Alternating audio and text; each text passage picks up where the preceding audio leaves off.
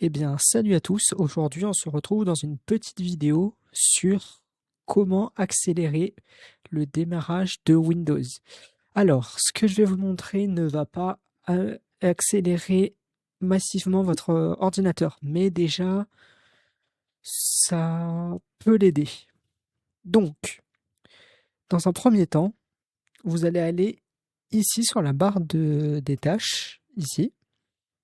Vous allez faire un clic droit et vous allez aller sur gestionnaire des tâches. S'il n'apparaît pas ici, vous avez juste à aller soit dans la petite loupe. Si vous ne l'avez pas, cliquez sur démarrer et là vous cherchez gestionnaire des tâches.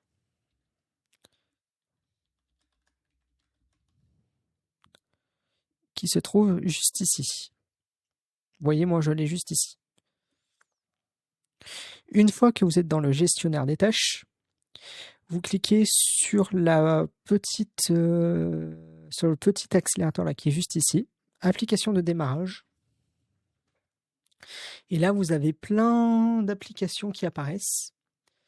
Et ici, vous allez désactiver tout ce que vous n'avez pas besoin au démarrage, comme Spotify, etc. Donc, vous voyez ici, moi, tout ce que je n'ai pas besoin au démarrage, c'est par exemple l'application Xbox, je n'ai pas besoin qu'elle démarre. Tout ce qui a à voir avec Riot Games, vous voyez, j'en ai pas besoin au démarrage.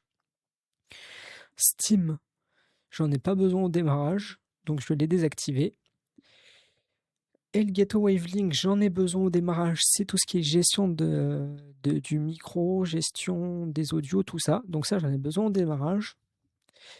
Pour désactiver les applications dont vous n'avez pas besoin, vous avez juste à cliquer dessus, faire un clic droit et faire désactiver. Si plus tard vous voyez qu'en fait finalement vous en avez besoin de cette application au démarrage, vous refaites la même manipulation et là vous faites activer tout simplement. Vous voyez par exemple Nextcloud, j'en ai pas besoin, donc je le désactive.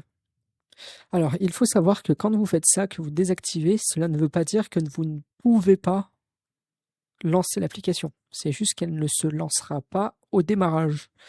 Et ici, vous voyez, vous avez toutes les mesures d'impact au démarrage. Donc, vous voyez par exemple là, Nextcloud, c'est un très fort impact sur votre ordinateur. Alors aussi, une autre chose, s'il y a un logiciel dont vous avez un doute, vous ne savez pas ce que c'est, laissez-le activer. Ou alors, si vous avez un doute, si vous voulez quand même le désactiver, mais que vous ne savez pas ce que c'est, soit faites des recherches sur Internet, ou alors vous allez voir un spécialiste qui pourra vous dire si effectivement vous pouvez le désactiver ou il vaut mieux le laisser activer.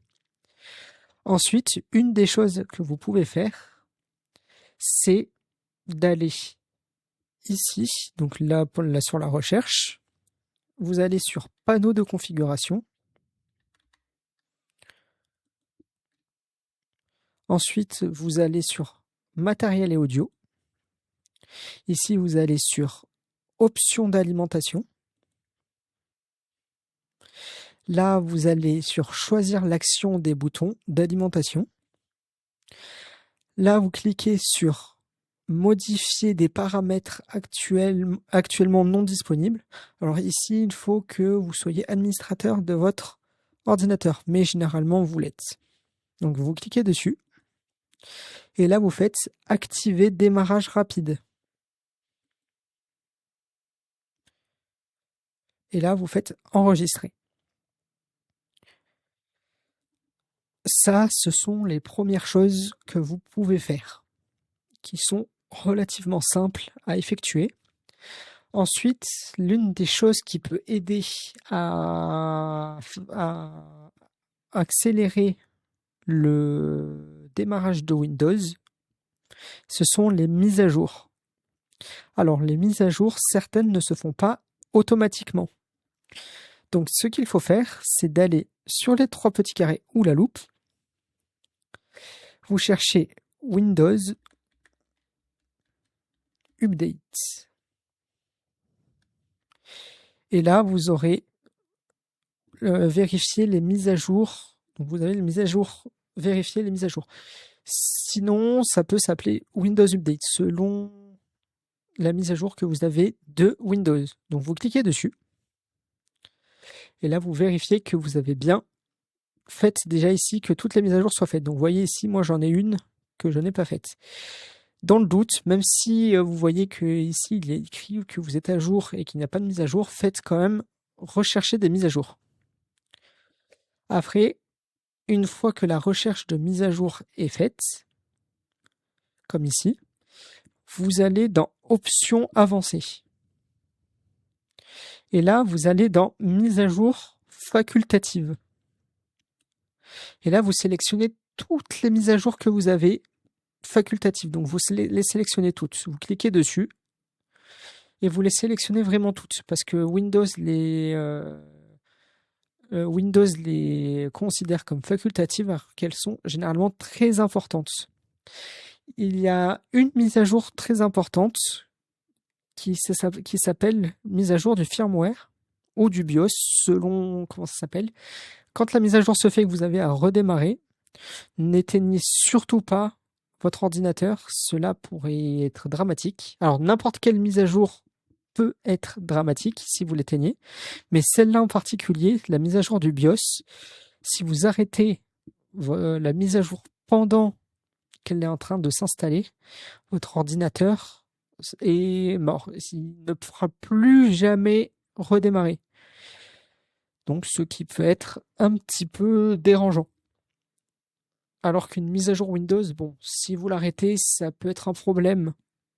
Ça peut être un problème pour Windows puisqu'il peut mal redémarrer, etc. Mais votre ordinateur pourra être réutilisé par la suite. On pourra le réinstaller, on pourra potentiellement corriger les erreurs qu'il y a eu suite à l'extinction de la mise du coupage net de la mise à jour. Mais surtout, bon, quoi qu'il arrive, si votre ordinateur fait une mise à jour, surtout n'éteignez pas votre ordinateur. C'est très important. Une fois que la mise à jour est faite, vous aurez soit l'option redémarrage ici, sinon vous faites ici, vous cliquez sur marche arrêt, et là il vous proposera soit arrêter, mettre à jour et arrêter, soit remettre à jour et redémarrer. Il faut savoir que sur les dernières mises à jour, ici, quand vous faites arrêter, votre ordinateur fera redémarrage. Donc ne paniquez pas, vous n'avez pas à cliquer sur redémarrer, c'est juste l'ordinateur qui redémarre pour faire sa mise à jour, puis après il s'arrêtera une fois qu'il aura fini. Donc ça, il n'y a pas de souci, ne vous en faites pas pour ça. Et la dernière chose, ça c'est plus global, ça peut vous aider en général si votre ordinateur est lent ou s'il met un peu de temps à démarrer, c'est si vous avez généralement un ordinateur qui est plutôt ancien, mais parce que sur les ordinateurs plus récents, ça se fait de plus en plus rare, mais ça existe encore, c'est les disques durs. Les disques durs, il y a plusieurs versions. Il y a la version HDD et la version SSD dans les grands groupes. Le HDD, ce sont des CD, comme des CD, des disques qui tournent. Et cette technologie est plutôt ancienne et est très, très, très, très lente, surtout pour Windows. Donc, si vous avez un ordinateur qui est relativement ancien, renseignez-vous sur votre ordinateur et allez voir un professionnel pour qu'il vous change votre disque dur, sauf si vous le savez le faire vous-même. Il faut passer sur la technologie SSD ou NVMe. Ces technologies sont basées sur des puces et le fait qu'il n'y ait pas de mouvement, qu'il n'y ait pas de... etc., ça accélère nettement votre ordinateur.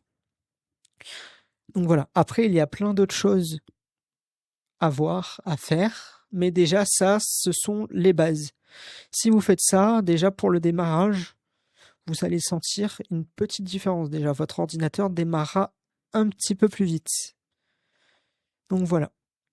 Je vous remercie d'avoir regardé cette petite vidéo et je vous dis à bientôt.